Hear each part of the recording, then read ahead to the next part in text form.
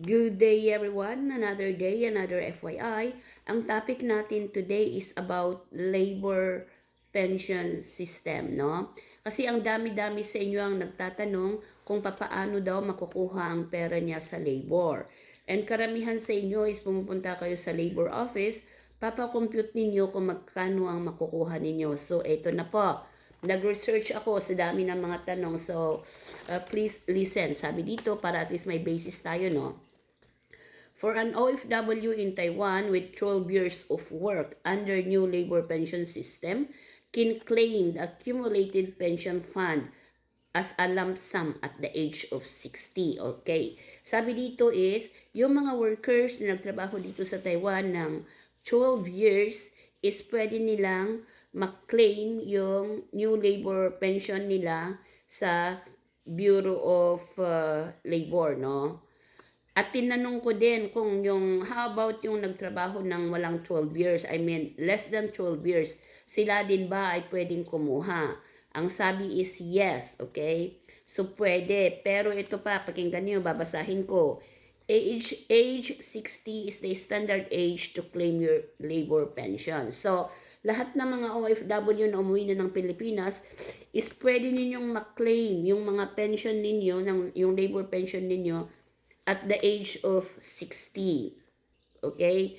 Now, di ba, pag bago kayo umuwi ng Pilipinas is nagpapakompute kayo sa labor office kung magkano ang makukuha ninyo. And pwede ninyong i-request doon na i-print nila. Usually is piniprint nila yon at binibigay nila sa inyo yon. And huwag nyong iwawala if possible. Ngayon, ang tanong, paano ninyo makiklaim? Eto na.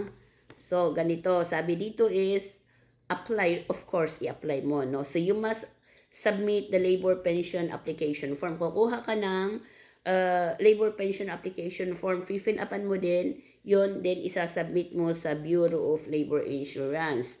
But since nasa Pilipinas na kayo, hindi yun yung magagawa yun. Yung mga nandito sa Taiwan, kunyari yung mga foreign workers na nag-asawa ng mga Taiwanese, yan, pwede nilang gawin yun kasi they are here in Taiwan.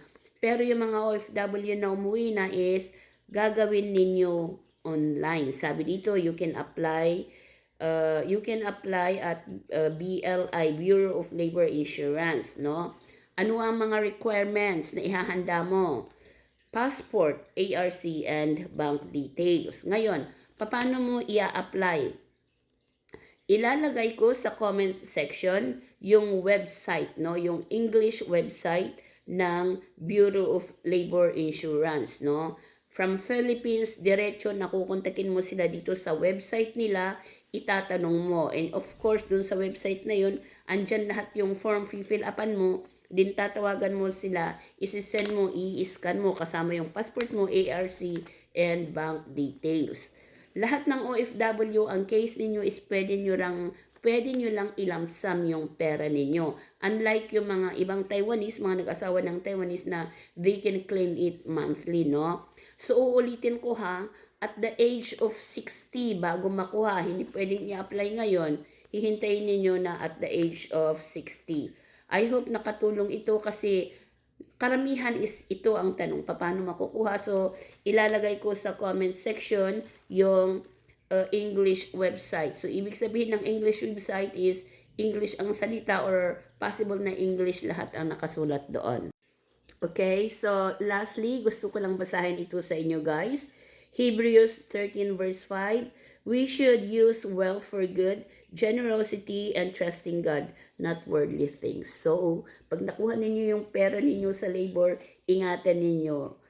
No, ingatan ninyo kasi bihira makakakaroon kayo ng ganyan and we should use wealth for good, sabi niya dito, at generosity, huwag maging madamot, no? I hope may natutunan tayo dito and I hope nakatulong. This is Lady Thunders, IC Who saying, IC Cares, mabuhay ang OFW Taiwan. Thank you.